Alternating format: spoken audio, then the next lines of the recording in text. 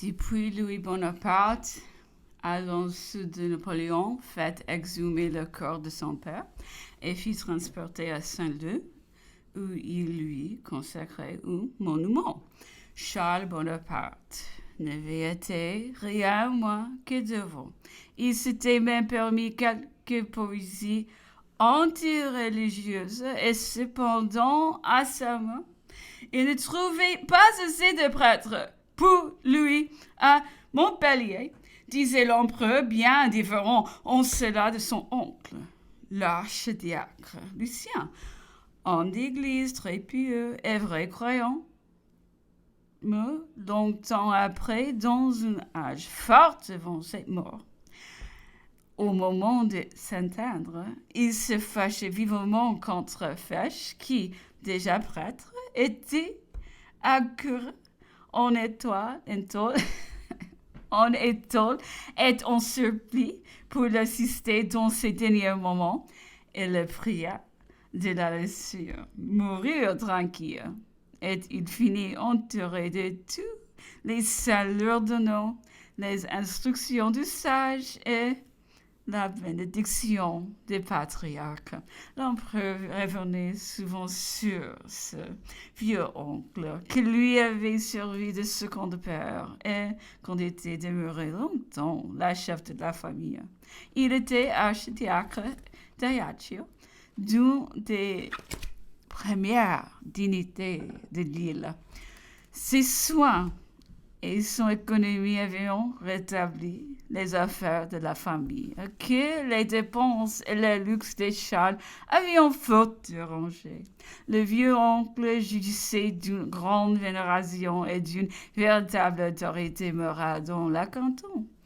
Il n'était point de querelle que les paysans et les bergers ne vinssent soumettre volontairement à sa décision, et il les renvoyait avec ses jugements et ses bénédictions. Charles Bonaparte avait épousé mademoiselle Laetitia Ramolini, dont la mère, devenue veuve, s'était remariée à un capitaine Fesch dans des régiments suisses qui ont entretenu l'habitude dans l'île.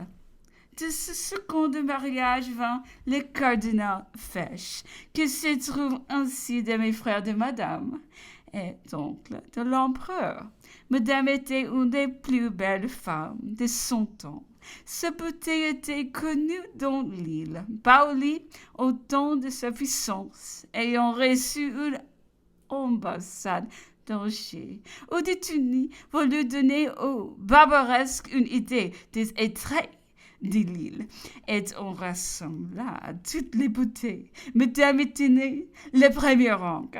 Plus tard, dans un voyage pour voir son fils à Brienne, elle fut remarquée, même dans Paris.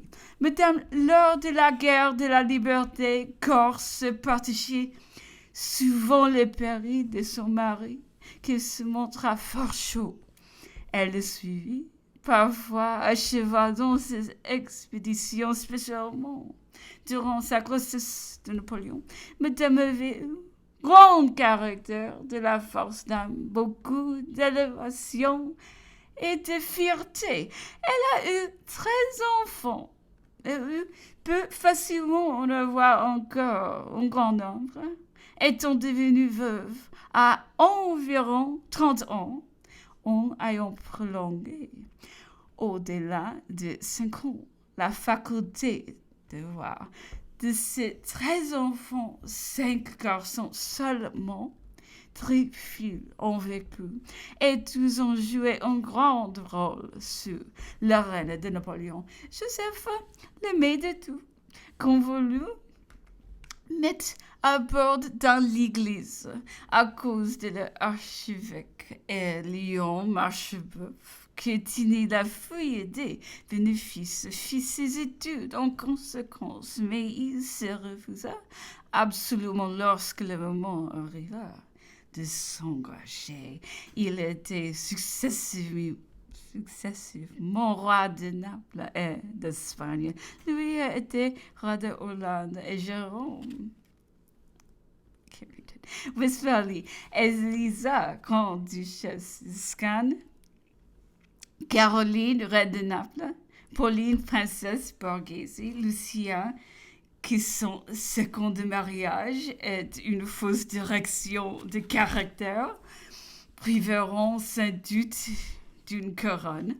On oublie du moins son opposition de ces différents en venant au retour de l'île d'Elbe, se jeter dans les bras de Napoléon dans un moment où il était loin de regarder ses affaires comme assurées. Lucien, disait l'empereur, eut une jeunesse orageuse. Dès l'âge de 15 ans, il fut mené en France par M. de Sémonville, qui en fit de bonne heure un révolutionnaire zélé et un clobiste ardent. Et à ce sujet, Napoléon disait qu'on trouvait dans le nombreux libelles publiés contre lui quelques adresses ou lettres signées Brutus Bonaparte ou autrement qu'on lui attribuait. Il n'affirmerait pas, continuait-il, que ces adresses ne fussent de quelqu'un de la famille. Tout ce qu'il pouvait assurer, c'est qu'elles n'étaient pas de lui, Napoléon. J'ai vu le prince sien de fort près au retour de l'île d'Elbe.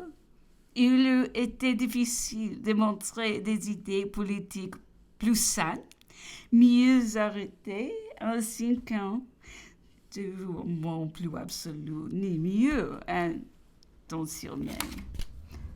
Mardi 22 au samedi 26. Le 22, nous eûmes connaissance de Madère. Nous arrivâmes devant la porte de la nuit.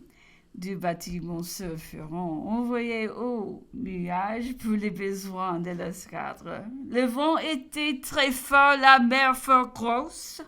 L'empereur s'en trouve gêné et j'en fus fort malade. Il ventait que de vent, l'air était excessivement chaud et comme chargé de sable extrêmement fin. C'était ce vent terrible du désert d'Afrique qu'on transporterait jusqu'à nous les éminations. Ce temps dura toute la journée du lendemain. La communication avec la terre devint très difficile. Cependant, les consuls anglais vinrent à bord. Ils nous dit que depuis nombre d'années, l'on n'avait eu autant pareil. Toutes les vitres de la ville étaient brisées, on respirait à peine dans les rues et récolte de vin était perdue. Durant ce temps, nous courions débordés devant la ville. Nous continuons ici toute la nuit suivante et les journées du 24 que nous embarquâmes. Quel des bœufs et d'autres provisions, comme des oranges, nos mûres, des mauvaises pêches, des poires sans goût, mais des figues et du raisin excellents. Les soirs, nous fîmes route avec une grande rapidité, le vent étant demeuré toujours très fort. Le 25 et le 26 ont mis en panne. Une partie de la journée pour distribuer les approvisionnements dans l'escadre. Le reste du temps, on fit bonne et grande route. Rien n'interrompait l'uniformité de nos moments. Chaque jour passé lentement en détail. On grossissait un passé qui, en masse, nous semblait court parce qu'il était sans couleur et que rien ne le caractérisait. L'empereur avait accru le cercle de ses diversions d'une partie de piquet qu'il faisait assez régulièrement vers les 3 heures. À ce piquet succédèrent quelques parties d'échecs avec le crème, maréchal, M. de Montelan, ou quelques autres. Ce qui conduisait au dîner. Il n'y avait personne de très fort aux échecs sur le bateau. L'empereur était infiniment peu Il gagnait avec les uns et perdait avec les autres, ce qui les conduisit en soi à dire: comment se fait-il que je perde très souvent avec ceux qui n'ont jamais gagné celui que j'ai gagné presque toujours? Cela n'implique-t-il pas contradiction? Comment résoudre ce problème, dit-il en clignant de l'œil pour faire voir qu'il n'était pas la dupe de la galanterie habituelle de celui qui en effet était le plus fort.